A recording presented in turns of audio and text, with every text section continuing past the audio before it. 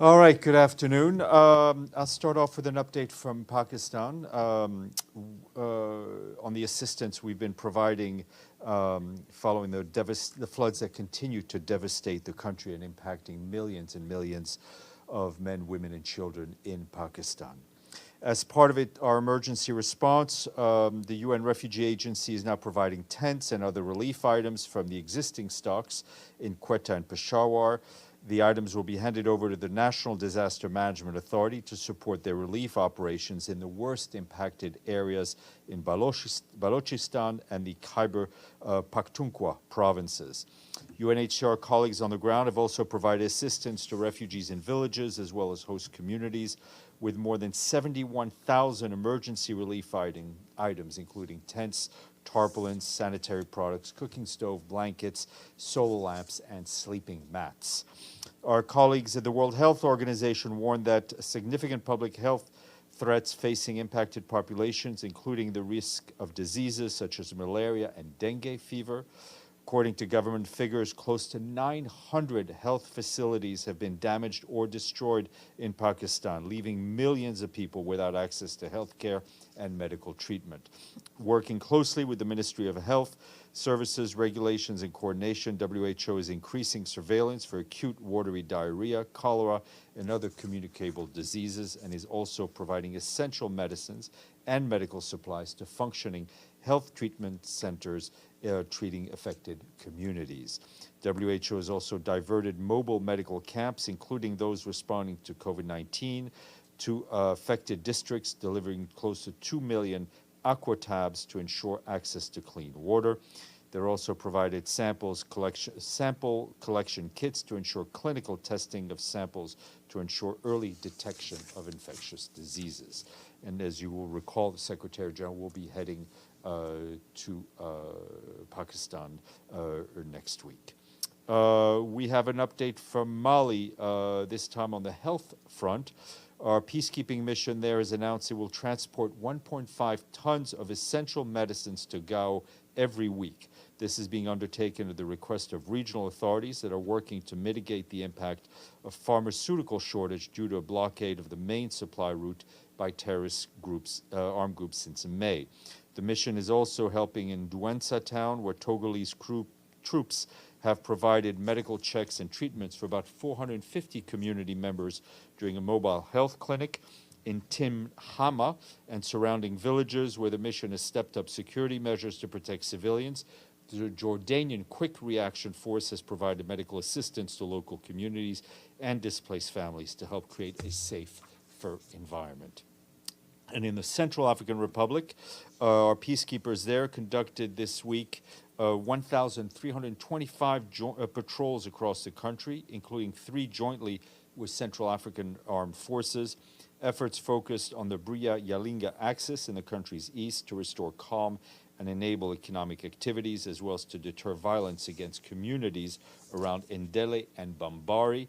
And in the Berberati, in the country's western part, the mission is also providing training in community policing alongside colleagues from the UN Development Program. On Syria, the Special Envoy for Syria, Geir Pedersen, today said that the Secretary General released today a study on how to bolster efforts, including through existing measures and mechanisms, to clarify the fate and whereabouts of missing people in the Syrian Arab Republic, identify human remains, and provide support for their families. Mr. Pedersen said that Syria has one of the highest numbers of detained, abducted, and missing persons in the world. He stressed that any credible efforts to build trust and confidence among Syrians must include real step forwards to deal with this issue. And this morning, Security Council unanimously voted to extend the mandate of the UN Interim Force in Lebanon. That's for another year. And it also held an open meeting on peace and security in Africa, where it adopted a presidential statement. Turning to the occupied Palestinian territory, 1.3 million Palestinian children going back to school this week. The UN resident coordinator, humanitarian and resident coordinator in the occupied Palestinian territory, Lynn Hastings, issued a statement today where she said she's concerned that since the beginning of the year, 20 children were killed in the West Bank. This is a 67% increase compared to the same period last year. There are currently 56 outstanding demolition orders against schools where at least 6,400 children are taught in the West Bank, including East Jerusalem. In the first half of this year in the West Bank, the UN recorded 115 education-related violations, impacting some 8,000 students and increasing the risk they will drop out of school. And in Gaza, schools continue to be overcrowded and many operating on double shifts. We remain committed to protecting children from violence and supporting them to fulfill their full potentials. You saw that yesterday evening we issued a statement in which the Secretary General said he was deeply saddened to learn of the passing of Mikhail Gorbachev, whom he called a one-of-a-kind statesman who changed the course of history. The Secretary General extended his heartfelt condolences to Mr. Gorbachev's family and to the people and government of the Russian Federation. The world has lost a towering global leader, committed multilateralist, and tireless advocate for peace, Mr. Guterres said. Today is the International Day for People of African Descent. In his message, the Secretary General said, around the world, millions of people of African descent are still subject to racism and deeply entrenched and systematically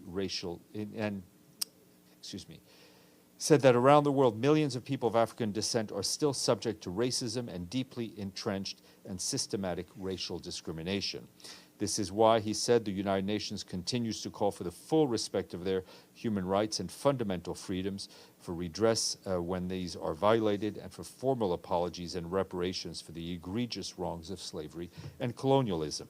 He added that it is essential that we continue to speak up loudly and without fail against any notion of racial superiority, that we work tirelessly to free all societies from the blight of racism. And lastly, the third UN Chiefs of Police Summit, otherwise known as UNCOPS, likely to be a series on True TV very soon.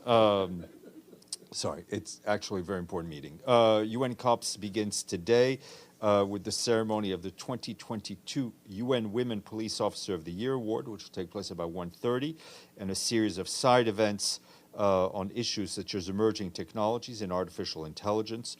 Tomorrow, the high-level event will bring together senior government and police officials to deliberate on the contribution of the UN police to sustainable peace and development, as well as the broader role of policing in the current strategic environment. The Secretary General is scheduled to address this event tomorrow morning. The UN Police Advisor will be here. That's Luis Carrillo of Portugal, and he will be joined as our guest with the police commissioners from peacekeeping missions in Mali and Abyei. James. In Geneva, a spokesperson for the Office of the Commissioner for Human Rights has said that the long-awaited report on the Uyghurs is going to be released before the end of the day. We've been told all along that this report can't be released until it's ready. It seems a hell of a coincidence that it is ready on the very last day in office of Michelle Bachelet. Effectively, she's running away, shutting the door and leaving the report on the desk. It seems cowardly. Does the Secretary-General believe this is the right way to handle such an important issue? He does not share your analysis and the adjectives you use in describing Madame Bachelet's work. He fully respects the independence of the Office of the High Commissioner and the work of the High Commissioner. It is not for me to comment on their working methods. But it seems a clumsy way to bury bad news on her last day. Human rights is one of the main pillars of the UN. Transparency is supposed to be part of the way the UN works. Does the Secretary General have a view on this issue? He's clearly seen the report. He has not seen the report. He's not seen the report. He's not seen. This is a report produced by the High Commissioner for Human Rights. He has not read the report. He's had no involvement in its drafting or how it's being handled. As I said, the High Commissioner for Human Rights has a mandate, which he is fulfilling, which he fully supports, but she acts in a manner that is independent from the Secretary General. The Secretary General is very respectful of her independence. I know he is, and she's got a very important reputation, a former political prisoner, twice president of Chile, former head of UN Women. I mean, some might say whoever's advising her in this rather cowardly way of leaving office is threatening to trash that whole legacy. Some might say it's someplace else. I mean, I can't... this is really not questions for me to answer. Okay, so one final question for you. The report supposedly is going to come out in the next few hours. Will you have a press conference here or in Geneva to show transparency, to answer questions about the report? Because Geneva's effectively closed and she's already left office. James, the report is being handled out of the office of the High Commissioner. Well, we'll try ringing them. Let me finish, and then I will let you finish. The report is being handled out of the office of the High Commissioner for Human Rights. They are handling it. Any questions, criticism, praise that you may have in the way they're doing it, address it to them. But one assumes they won't be answering the phone when the I'm report not comes out, given I'm it's I mean, already frankly, 6:26 p.m. in Geneva. My colleagues in Geneva, I think, are like me, and we tend to answer the phone when journalists call 24/7. Edith Lederer. Thank you, Steph. Just one last question on that. Can we expect some kind of a statement on the report from the Secretary General? Let's wait for the report to come out. Okay. That was. Okay. Since the IAEA team is traveling to Zaporizhia with UN security experts, do you have any update on the last I heard they were in the city of Zaporizhia? I know as much as you do. Since it's getting late, if you get any other kind of an update, can you let us know about their whereabouts? I will, but I mean, just like James, I'm going to send you back to old Europe, and this time further into Mittel Europa, and all of that will come out of Vienna. But if I hear anything, I will be happy to share it with you. And I think that our IEA colleagues sent around some audio of Mr. Grossi's comments in Zaporizhia, in the city of Zaporizhia. And on a completely different subject, on Ethiopia, am I right in assuming that the conflict is still going on? Yes. And there's no humanitarian aid getting in? The flights have not resumed, which has blocked us from getting humanitarian workers in and out. As you know, the UN humanitarian flights don't just serve UN staff, but they serve international NGOs. We've not been able to get cash in, because that was the only way we could get cash in, given the non-functioning of the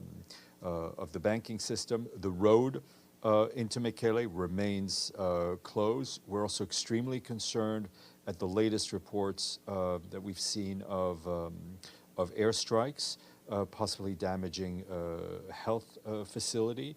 It bears reminding yet again that civilians must be kept out of harm's way. Civilian infrastructure, and especially health facilities, need to be kept out of harm's way.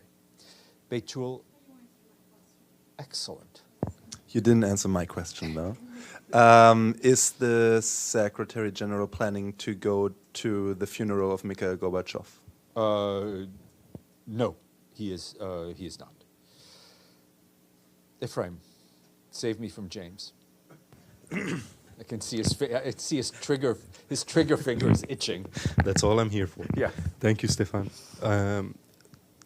Last time we spoke with OCHA and asked them about the amnesty that Bashar al-Assad, the president of Syria, said that he issued back in April.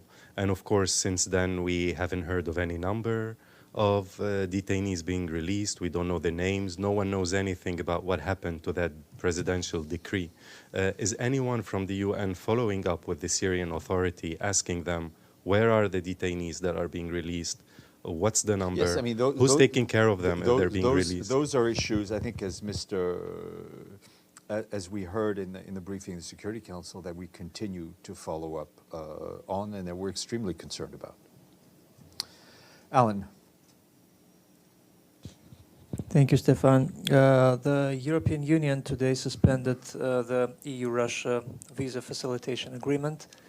Any assessment of this move, because it's clear move against the private citizens of Russia in response to Russia's politics?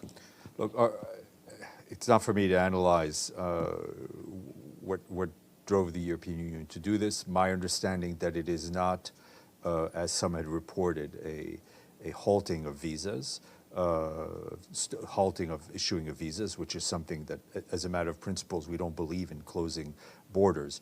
But I don't have any specific comment on the change in policy. I mean, I may add that that means basically that the procedure of getting a visa for private citizen will take more money and more time. Look, I'll refer you to what I have nothing else to add. Sherwin, welcome. Hi. Hi. Someone left this on, I'm sorry. I guess I'll ask a question. I just wanted to return to the release of this report from Geneva. You said that the SG has had no hand in this, has not been briefed about the release, hasn't seen the report. How can that be, given that this, he's the head of the United Nations, the reporting line is from the High Commissioner to the Secretary General. How does he not know what is in this report, given the fact that he might very well have to defend it, Steph? The High Commissioner operates in how she, let me put it this way, the Secretary General is a strong believer in protecting the independence of the High Commissioner for Human Rights on how she implements her mandate, right? He has not read the report. It is not his, it is a report of the High Commissioner for Human Rights. He does not want to interfere in her work or influence her work, whether it's Michelle Bachelet or anyone else who will occupy that position. He has spoken out and has made his position on Xinjiang very clear. He spoke, you could check the transcripts of the press conferences, the readouts we've given. It's not an issue that he's not spoken out about, but if you're talking to me about that report, it is not a report of the Secretary General. They are humongous numbers of reports that come out in the Secretary General's name, including a lot on human rights to the General Assembly, on all sorts of mandates that are given to him. Some of them are, the substantive office that drafts them is maybe the Human Rights Office. They go out in his name. He, of course, reads those reports. This is a report and work of the High Commissioner for Human Rights, and he respects her independence. My colleague over here used the word cowardly. I just wonder how you would frame the release of this report by the High Commissioner after she has resigned. What are we supposed to read into that? The fact that she will not stand behind this? I will leave the framing, the analysis, and the color to you. James.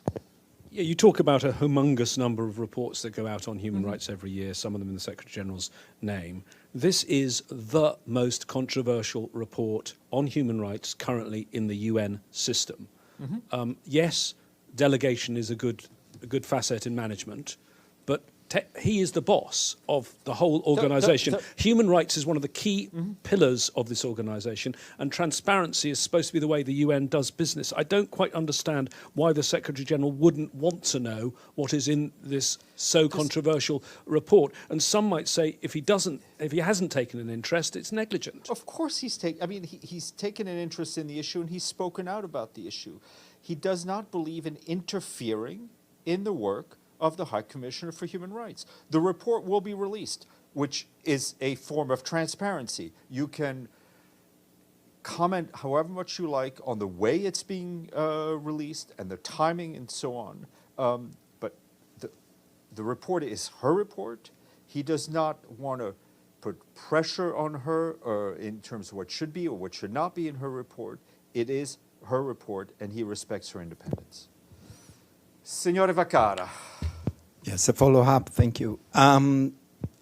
Just to clarify, to make sure that we understand, that means that that Guterres. Good luck to you. I'm not sure from your answers that you gave so far that we can understand what you. Yeah, I'm gonna get my stool back.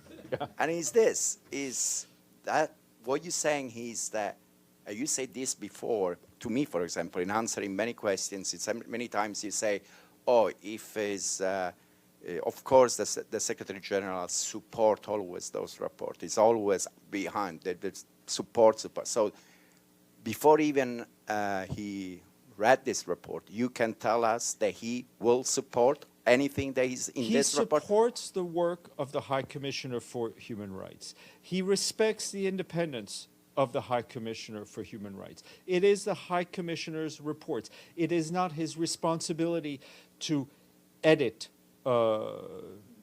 retract, add, or anything of this report, right? It is a report of the High Commissioner for Human Rights. It is very important that any Secretary General respect the independence of the High Commissioner for Human Rights. Because as James so helpfully pointed out, it is a pillar of the work of the United Nations.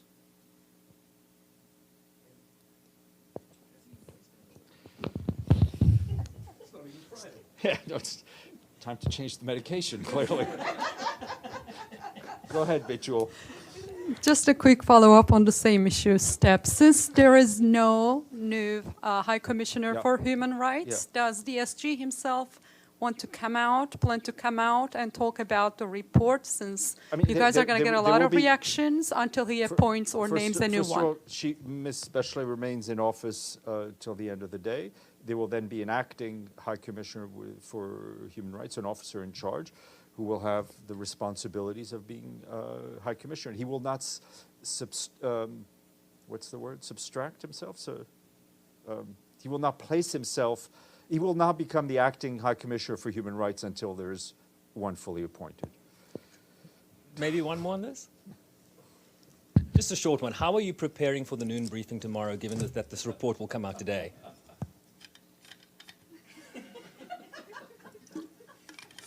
I wish you all a very pleasant afternoon. Maybe I'll have Ari come out and brief tomorrow. Yeah. All right. See you later. Bye.